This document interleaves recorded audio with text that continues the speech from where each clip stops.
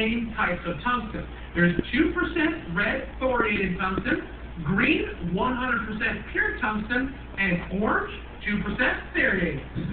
Green tungsten is 99.5% tungsten and is used mainly for AC or aluminum welding. When heated, it forms a clean, bald tip that provides very good arc stability.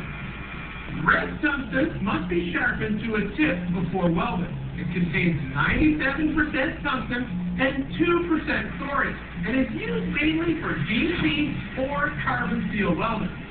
Thorium improves the arc start and operates much lower than its melting point, and therefore the tungsten has a good lifespan. Orange serrated tungsten, like the red, must be sharpened in order to weld, but it can be used for both DC and some AC aluminum welding processes if you're using an inverter-style TIG machine like a Dynasty. No matter what color the tungsten is, it must be protected while a Miller Dynasty. This is the job of the post-flow feature of the TIG machine. When you're finished welding and turn off the arc, the gas costs about $3,500 out of the nozzle. Hold the torch steady and allow it to protect not only the tungsten, but the cooling weld at the same time. When aluminum welding with the serrated tungsten, it is sharpened to a point just like you would if you're welding steel.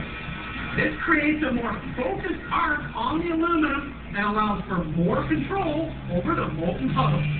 The color of the tungsten is not the only variable. It changes in size as well, and you want to match the size of your tungsten as close to the thickness of the material that you're going to be welding. If you're working with thin sheet metal, you're going to step down to this 040 tungsten, which is just a little bit bigger than MIG welding wire. If you're welding something thick like a bracket onto an axle housing, step up to the 332nd, which is just a step under 1/8 of an inch.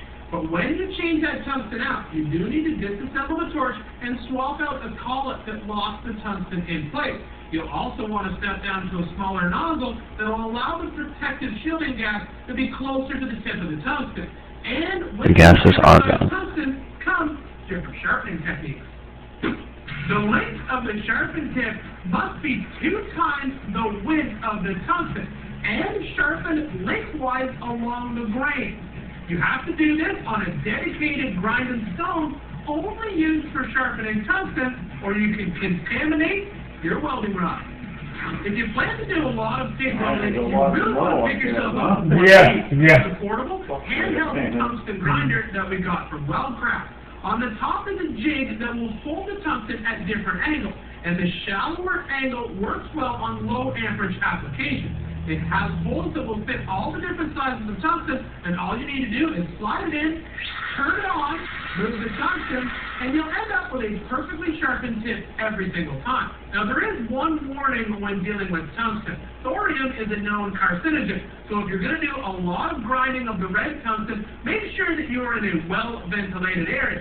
That's just another reason why a lot of us are switching over to the orange serrated.